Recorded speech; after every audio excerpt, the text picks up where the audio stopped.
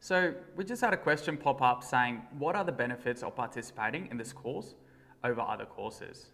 Now, well, this course allows all participants to have the skills necessary to prepare them to respond to a medical emergency when it matters the most.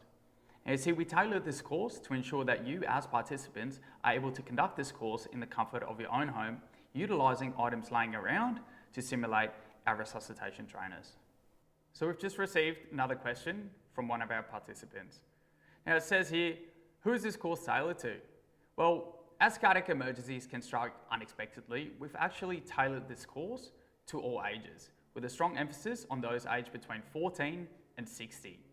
Now, well, we strongly believe that with the right training, anyone can make a difference. Hence why receiving the correct training prepares you for when it matters the most to help save lives.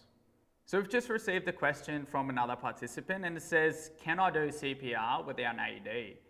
You know what? Great question. It is highly recommended to conduct CPR with the use of an AED.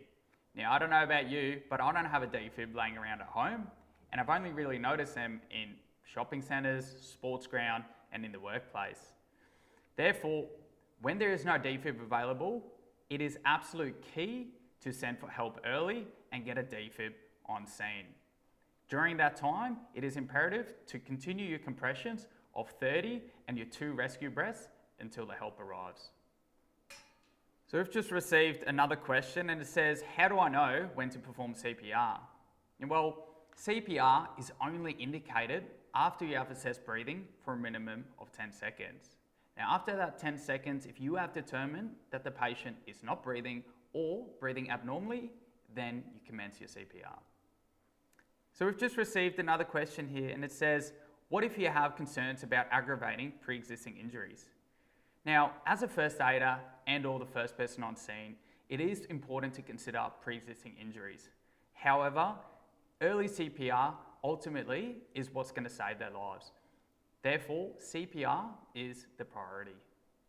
So we've got another question here. It says, what do I do in the presence of multiple bystanders? Now, well, bystanders are in many ways very useful. In some instances, however, they can become a burden and actually interrupt treatment. Therefore, I strongly encourage that if able to do so, grab a bystander and get them to create a cordon. Creating a cordon will allow for patient privacy and also uninterrupted treatment.